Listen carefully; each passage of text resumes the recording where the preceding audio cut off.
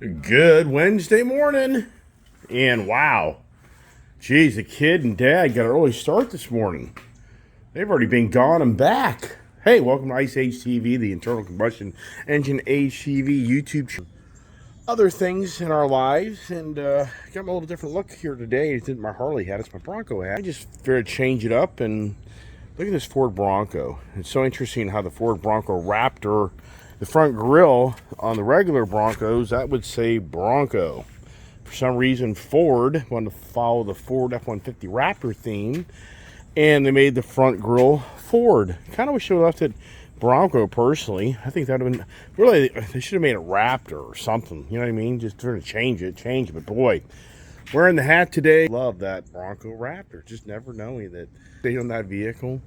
And I just really do like the vehicle, and I'm down here driving it. Man, this thing's gonna have like 5,000 miles on it by the time I get back up north. I mean, just incredible. I bought this thing. When did I even buy it? I can't even keep track. December? I think November.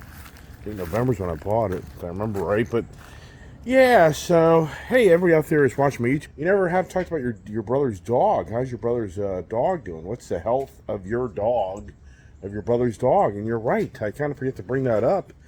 The good news is there's good news so far. We hope the good news continues. But yeah, the health of my brother's dog has been promising and good and better than I thought it'd be. Thank goodness.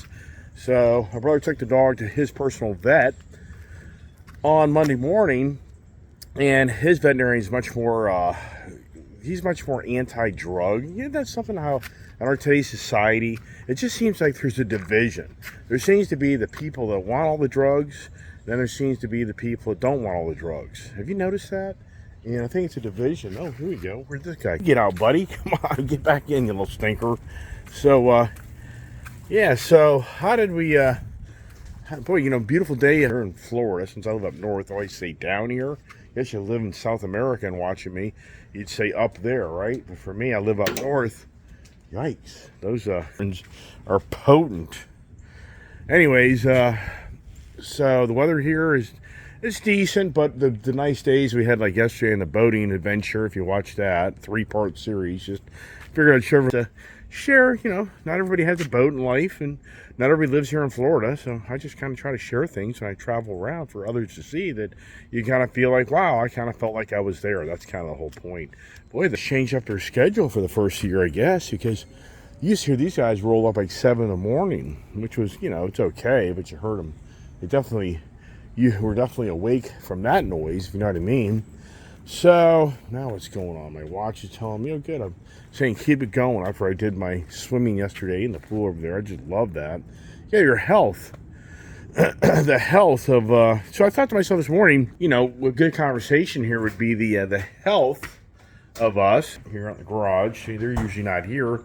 They're doing their little antics when they go to the Starbucks and get the food, and he's going to lock me out. See, just there you go. It goes out. When we go out, usually go boating. I usually go out and get a bunch of food, and we eat out in the boat. But I didn't think we'd spend a lot of time on the boat, just because we'd be in the water, and that boat's not that big to accommodate all that. And yeah, it's pretty classic when Bert brings himself a sandwich for himself and nobody else, you know. Here's stretches. What's that all about there this morning here? And whose sandwich is this, huh? Whose is that? Is that your sandwich? Yeah, where's mine? Where's my sandwich? Where's the compassion, right? Yeah. So, anyways, yeah, I thought the conversation this morning could be about health. That's what I thought about. And, you know, what drove me to think of that? It was, I was thinking about my brother's dog, but then I was thinking to myself about where we are in our country, you know, world challenges. But I mean, good Lord, I just thought to myself, you know, what's a probably good conversation? And so let's just use the car theme to kind of get it going this morning. So some people watch my channel. Yeah, the morning conversations don't draw a lot of viewers because it's just more the intellectual talk, and unless you know when you're going to YouTube channels, you want to see some entertainment or learn something, and the list goes on and on and on. So Anyways, so, what's the health of the auto industry? I tell you what, they're showing that last year, I mean, right now today, apparently GM and Toyota are going to post their last quarter of sales, and Ford's going to show theirs on Thursday. Hard to believe it's already Wednesday. Yeah, what's the market doing? The stock market just seems to be kind of stuck. I mean, it's not extremely healthy. It's not extremely unhealthy that way. I don't know. But a lot healthier than I thought it would be. I mean, I truly thought the stock market would just die. Look at these behind them. It's kind of too bad, but there's always cranes. That's up in my neighborhood. And the health of the building industry to me is pretty healthy, but even though, yeah, a lot to that. But anyways, so back to the cars. Yeah, what's the health of the auto industry? Well, they're saying it was a very challenging year for the automotive industry, and what they say is the challenge was that the new car dealerships just didn't have the new car inventory, and for the individual looking for cars, we all know had a challenge to find what they want, and the cars that would come in would usually be ordered. But the biggest thing that kind of changed last year was the value of people's cars. So the used values went down, but yet the new cars went up. So that's been very challenging. And that's the first time actually. Oh, so yeah. What's the health of the F-150 Lightning truck that I tried to get to go down before the end of the year? And that deal just didn't go down. It just got to be too complicated. And I've said it to you before, Ford Credit, who's my key person, the Ford Credit's the key people that keep my car addictions going. They're just at the point where it's just too much, so it's too much. We're done. We're done with you. You got to start giving a lot of things up before we reevaluate, excuse me. And having had my morning coffee, jeez, I got my different looking hat here, the Bronco hat. I thought I just wear a park hat because I just so love that vehicle. Who would have thought of that? Not even me. Yeah. Change the subject, right? I got to get a coffee. With this dang coffee, I guarantee it's going to be just burning up. Health of Dr. Fauci and Elon Musk. Yeah, the Fauci files. Wow. Hot. Oh, Jesus Christ. My hat feels too tight on my head. My head getting fatter and bigger? Probably. Yeah, so the automotive industry is going to release its numbers, and it's not going to be good numbers. And they're saying for 2023, they think it's going to be just as challenging or even more challenging because people are all predicting that the recession is coming. Yeah, the major banks and investors are saying that 2023 is the year that the recession is coming. So the health of the economy, where's that all going, right? The health of the economy is going to be directly related to the automotive industry. And I look at Tesla. I talk about Tesla all the time. The stock has tanked. Good Lord, it's hard to believe. Could you imagine if Tesla's stock ever got under $100? I mean, just think that through. Wow. I mean, I'd have to say it's possible. I mean, I think it's very possible. And look at the health of China, where did Elon put that new factory? Shanghai? Or I can't be sure. But, he put a brand new major factory in China where he's having huge challenges because of the health of the Chinese. The Chinese are having like a 50% infection rate of COVID. What was that all about? Why did China lock the whole country down for close to 2 years for them to finally be forced to open the doors up, but nothing came from it? I mean, sincerely, that is such an argument of how this country handled the pandemic. That it's just, it's an argument. It's, I could go back to what I said when I first started talking this morning is, it seems like half the people are for total drug beyond drug, and the other half of people resist drugs. The reason I brought that up, actually, which is my brother's dog, when he took him to the veterinarian, and the drugs that the emergency vet animal prescribed to him, my brother sincerely feels that when he gave his dog gave him one pill later that night after he'd been to it was New Year's Eve, right about close to midnight, he gave him that dog went to a total of like 3-minute seizure. I mean, my brother was flipping out because the dog dog had a little bit of sporadic little seizure, kind of acting weird here and there. And so when my brother went to the doctor, so my brother didn't give any more pills. So my brother took the bottle of pills to his veterinarian, who's an older gentleman he's not pushed drugs onto people and their dogs. He took the bottle and threw it in the can, threw it in the trash can. He told my brother, don't use that stuff. He's like, do not use that stuff. That stuff's the worst. Wow. So my brother, I mean, Jesus Christ, if he followed the instructions from the animal vet, that dog would probably be dead by now. I mean, who knows? I don't know. I mean, but my brother is like, no way. So he hasn't given that dog any more pills. The doctor's like, just leave him alone. Just leave him alone. He's freaked out. You know, he had the drugs in him. It'll work. It'll get out of his system eventually. Just leave him alone. He's freaked out. He's paranoid. He just needs calm. He's peace. And, you know, here's the thing. The dog has not had any more seizures. The dog isn't flipped out or anything. And the dog's slowly coming around and, you know, getting to kind of be back to normal. Wow. Yeah, so the health of my brother's dog, thank goodness, is good than, you know, bad. Thank goodness. And hopefully he won't have, you know, long-term effects from that. I don't know. I can't say at this point because he's still kind of becoming back to who he was. So it takes time. But you know, but there's the thing, the health of our country. You know, I think the health of the automotive industries I'm talking about is I mean, I've heard for the first time, that doesn't say, the Ford F-150 Lightning truck, we just couldn't get the deal done. And yeah, that's fine. I was like, but you know, I was kind of disappointed because it would have been neat to pick that up and have that, and then I could have probably flipped it and made some money off it, which would have been pretty cool. But at the same time, wasn't meant to be. But for the first time ever, the key man at that dealership, he said, this has been an incredibly challenging year. Wow. I haven't really ever heard anybody say that strongly. He was really like, yeah, he said, you know, gas prices are not what's affecting car sales. He's like, that isn't what's going on. He's like, the stock market. He's like, the stock market in this area where, you know, we're located has killed the discretionary spending, I should say, to a degree, is up in that area. Borderline buying cars is discretionary spending. I mean, but you go buy people's homes up in that area, it's 4, 5, 6 cars. You know, I mean, what's the average amount of vehicles that people even have anymore? I'm not talking about me, but I guarantee the average household has 5 vehicles these days.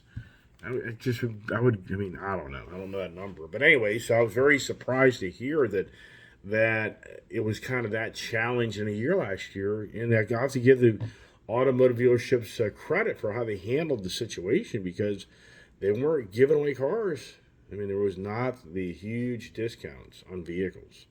And I don't think it's going on still because they just don't have the new car inventory. You know, what's the health of the semiconductor industry? It's not good. It's still an ongoing challenge for getting semiconductors in the into the vehicles. They're having the Consumer Electronics Show this week in Las Vegas, and apparently 2,300 vendors are going to be at. That's going to be like one of their biggest shows yet for all the technology. You know, what's the health of that industry? It's exploding. The technology and the computer-driven vehicles and how there's so many different manufacturers. You know, where's Apple's automotive vehicle they're supposed to bring to market? And then I was just trying to think of the company that's huge. It has all the semiconductor chips in all these cars. Yeah, I thought I saw that some cars have 2,000 or 3,000 chips in a vehicle. Wow. Wow, is that like wow or beyond wow? Think of that through 2,000 or 3,000 chips in a vehicle. That, you know, to run these technology in these cars today, it's just a rolling computer down the road, as we all know. But what is it? Is it AMD? I'm just trying to think of the major company right now, and I can't think of it off the tip of my tongue. That is the biggest provider of all the automotive. They have like the whole automotive industry. They're massive. They're the number one semiconductor provider of the technology in cars. And I'd have to, it's a mind blip from watching that yesterday. But yeah, so I think in the automotive industry, what's the health of the industry overall? I don't know. I mean, I think the industry seems to be still chugging along, but is it, I mean, I noticed one thing. There's a lot, like down here in Florida, we went by Carl Flamer Ford yesterday going to the boat. It seems like they have a decent amount of Ford F-Series trucks. I mean, it just seems like the F Series trucks are really starting to populate on the Ford lots.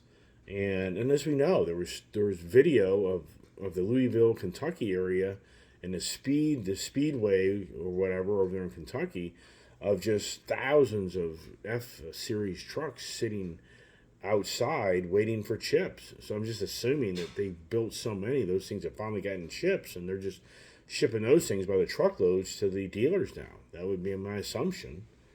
So yeah. So anyway, so the health of the auto industry, I would say that I guess it's weaker. That would be kind of the way to kind of I think sum that up. I mean, if you look at Tesla's stock, it's weaker. Ford stock is weaker. I think all the automotive stocks, for the most part, are weaker. What's Rivian stock? Rivian didn't meet their goals, and so there's a lot of challenges out there for the automotive industry. So I guess you have to say that the industry overall is weaker right now. It's not as strong as it was.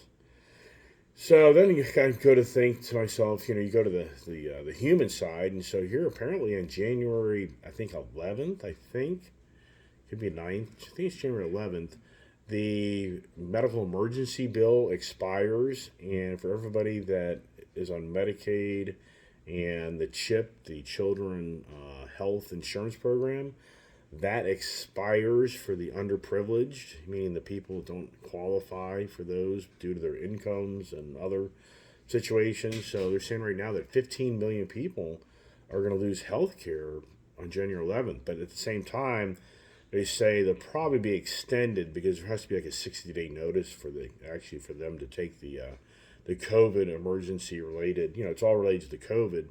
So for right now, for our country, 15 million people here in the next 60 days are going to lose their health care if they can't manage to get it back. And until you get sick and have the doctor's bills, you just don't relate with that stuff. And I just think to myself, wow, what's the health of our country, of the medical challenges, which, boy, hasn't, remember the Obamacare thing? Obama wrote off that whole Obama thing. I mean, I'm sure anybody that's, of my age and around that era, the whole Obamacare is supposed to be more affordable insurance. If you ever remember all these promises and all these government, mandated programs and blah, blah, blah. And at the end, we're still here with huge healthcare, crisis. I mean, we have a healthcare crisis in this country, but yet we send, Ukraine how many billions of dollars. I just think to myself all the time, it's so sad where we are in this country, how we continue to hand out the money to other countries that we can't even take care of our own country. And what they say is they say that when this Medicare expires for a lot of people, the biggest challenge that the healthcare industry really sees is mental challenges. So they really feel that you're going to start seeing a lot of mental issues start to reappear again. And sadly, mental issues relate to usually violent things, which we've witnessed that what people do that are mentally unstable, what they do to others. So, and I think to myself, for us in this country, it's sad that we can't get a handle on the healthcare crisis in our country.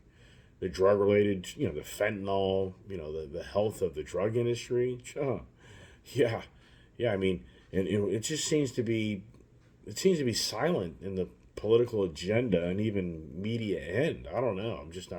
I'm not watching the news all day by any means. I don't do that. I just don't do it. I just kind of read stuff and get information here and there and look at the health of Ken Block's family. I mean, oh my gosh, don't even imagine that the sorrows of him.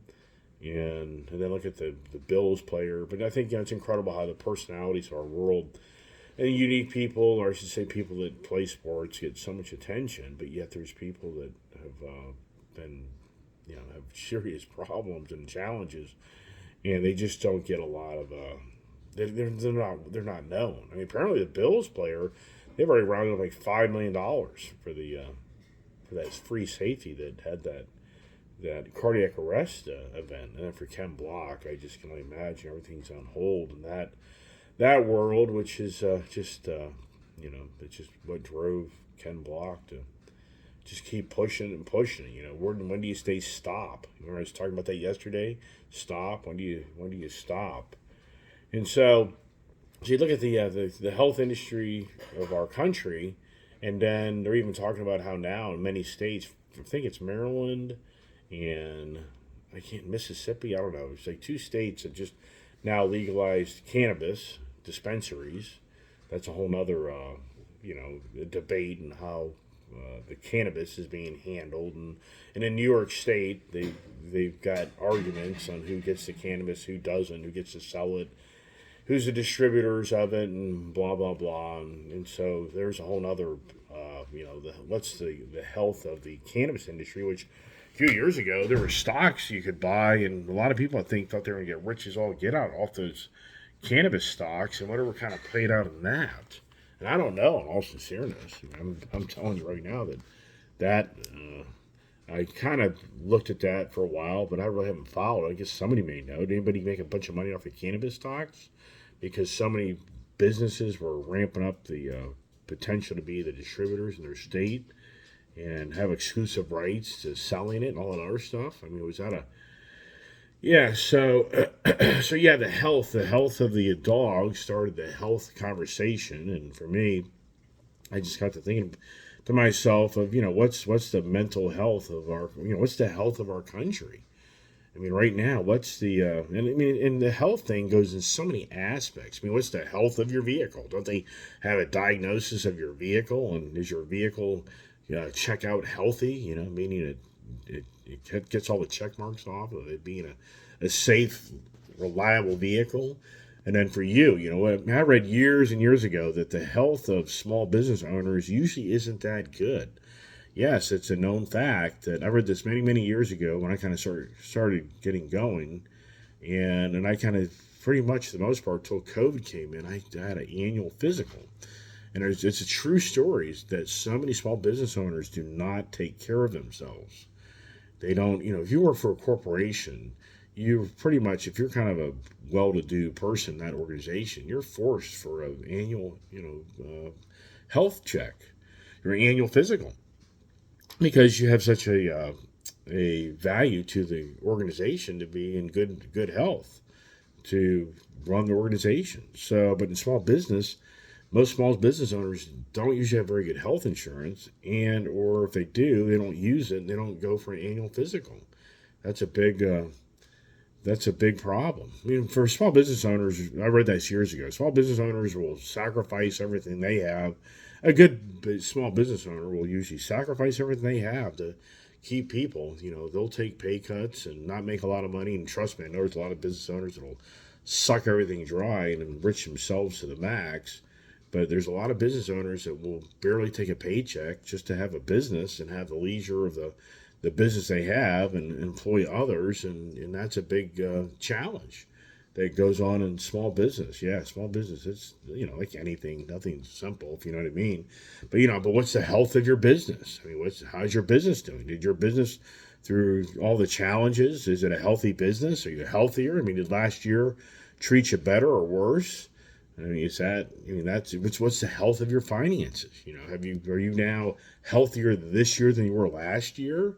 Did you do the right moves and you're in good shape, or you're in worse shape? What's the health of your relationship? I mean, did you just, it's all the finances. Anybody knows it's a married man or a woman or you're in a relationship, the finances always play into the health of the relationship. And, it's sadly, when there's dire straits at times, many relationships get ruined. Yeah, ask me how I know that. Those scenarios in my lifetime of the challenges of my life, it's not easy. Wonder about Lon. You wonder Lon's finances. Look at that guy there. What did he make? How much money he made as a congressman back in 1930? I have no idea. Where was he going? If he wouldn't have died young, at 40, his health. I think he had stomach cancer. Yeah, I think that's what got him. Isn't that something? And then who was the other day? There was somebody the other day. Oh, it was the tennis star, Navratilova. She just announced that she had her breast cancer reappear, and now she has throat cancer. But she's already beat breast cancer once, like 10 years ago, like 2010, and now she's had throat cancer. She's very upbeat, very positive, and that's a challenge. I tell you what. I've known people who've gotten cancer and all, and they've beaten it. And, it's all about that attitude and that will to live. What's the health of your will to live?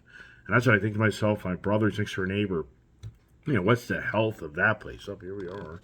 What do, how's he doing? Do we know? Because that's all about the news now. One player now is the main topic of conversations and on the news. Isn't that incredible? And I'm not here being disrespectful. I'm just saying, wow.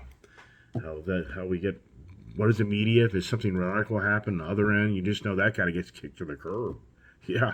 If something radical happens somewhere else. The health of the media. What's the health of Twitter, right? I mean, what's the health of the social media machine? It's dangerous. I mean, the health of there's so many. I think to myself, it's incredible where we are today with so much technology, but yet the health of ourselves, where are we going? In fact, there's really now conversations more than ever from the pre-pandemic now to after pandemic that the mortality rate is actually rising, that your longevity of living has been shortened 3 years. Yeah, man was supposed to live close to like 78.6 years, and now he lives like close to 75.9 or something. I mean, so the lifespan of men in our country has been shortened by 3 years after the pandemic. And what they're saying is it's heart attacks, and it's cancer, and it's COVID. So those three things are the number one causes of death. And then, injury to yourself, like Ken Block. He died from his own self-inflicted injury. I can only imagine. My guess is, did that snowmobile upend and land on top of his chest, or it's like a pierce, not like the machine, I mean, who knows how it landed him, but my guess is it was like a direct hit on his chest that killed him, is my guess. It crushed his chest, just brutally sad.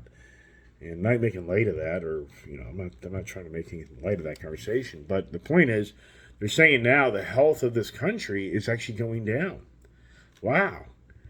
I mean, you just think to yourself, today we have more technology than ever around us, and information and medical doctors, and even though, that's a whole other conversation of that industry, but yes, and they're saying that we are actually going backwards in the well-being of our country.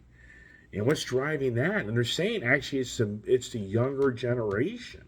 They're saying it's like the 18-year-old to like the 45-year-old or something like that. I mean, the numbers may be off a little bit, but it's not the older generation that's having the deaths as much as more of the middle of the age groups is experiencing death. Wow. And then it turns into to the vaccine, to the COVID, it turns into all these variables, which, I'm not going down that rabbit hole, arguing people about you take the vaccine and then one day you die from take the vaccine. Or you didn't take the vaccine, but you had COVID, so you didn't take the vaccine, one day you die. I'm not going down that rabbit hole for nothing in the world. Waste of time. I mean, I'm I'm just not taking sides. It's a waste of time to divide us over whatever. You do what you want to do. It's your body. But don't tell me what to do with my body, please. That's all that matters to me. Don't tell me how to live my life. I'm not telling you how to live your life. Yeah, if we just kind of keep it on a level field and we respect each other, I think this country would probably be better off. But no, people want to get in control and tell you how to live your life. Yeah, right.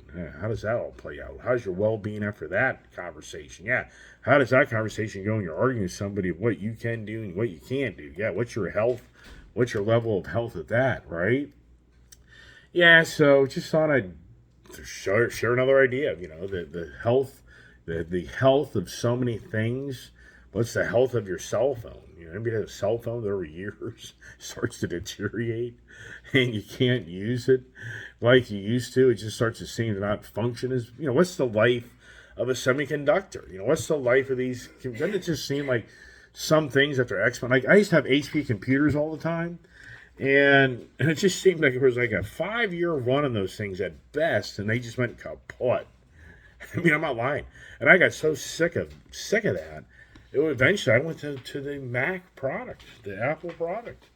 And I just think that they have, there's stories of people have the original MacBooks. I think they're like 25, 30 years. There's my dad getting his morning going. Yeah, I got to get my morning going. The day is progressing, So anyways, just thought I'd reach out to my YouTube channel and share another idea for others. The health of the automotive industry sounds like it's going to be challenging more so this year. And it sounds like the ongoing supply chain for the cars is going to be ongoing. And and then it sounds like the medical, the Medicare and the health industry, it just seems like it's awful quiet out there. You remember, I've been talking about now already. So remember, the change of House leadership's on our doorstep. It's happening. Who's going to be the House Speaker? I don't know. But when does the media machine kind of start revving up? There's Poppy with his Cheerios. He gets Cheerios and blueberries every morning. That's his. I'm not lying. Every single morning, a bowl of Cheerios and blueberries, and the bowl is about the size of my hand. Yeah. So when does the health of the media make you unhealthy, or has it already made you unhealthy? Yeah. I mean, if you watch media all day long, aren't you just sick to your stomach? I mean, who isn't? What's the media machine? They thrive on the fear factor. Yeah, that's how Joe Reagan got to where he is, right? The fear factor. Yeah, I don't know. It's funny. I saw that guy I talk about every now and then. I've never followed that guy to where he kind of evolved to having his own personal radio show and being very vocal, right? All right, everybody. Hey, thanks for watching my channel and appreciate the comments. What's going on next? I need to get my motorcycle trailer. I should say I need to get my new utility trailer set up with my motorcycles to go back up north. And I really want to drive that truck and trailer, the race truck, and see the health of that truck. Meaning, how does that truck handle with that trailer behind it on a single axle at highway speeds? I've got to do that. I've been meaning to do it. There's so many things I need to do. But between working down here and taking care of other things that happen around me, it's never simple. I want to pressure wash my dad's driveway. The way he did that, I don't think I've got a different way in how to do that. I think I'm going to end up being the guy out there doing that. Even though I was making fun with him the other day and gave him the pressure washer thing and said, "Hey, Dad, here, you go take care of that while I go swimming." And anybody else would probably be like, "Wow, you're not a nice guy." Let me see if I can find a picture of him here for you when he was doing that. Let's see here. I don't even know. Oh, there he is. Yeah, there he is. Whoops, here. Yep, there he is. Yeah, I set him up. And then I said, "I'm going swimming." Yeah, he spent the whole afternoon doing that. He spent like 2 hours doing that. Yeah, you really can't tell he did it, sadly. Yikes, right? All right, everybody. So anyways, what's my adventure out?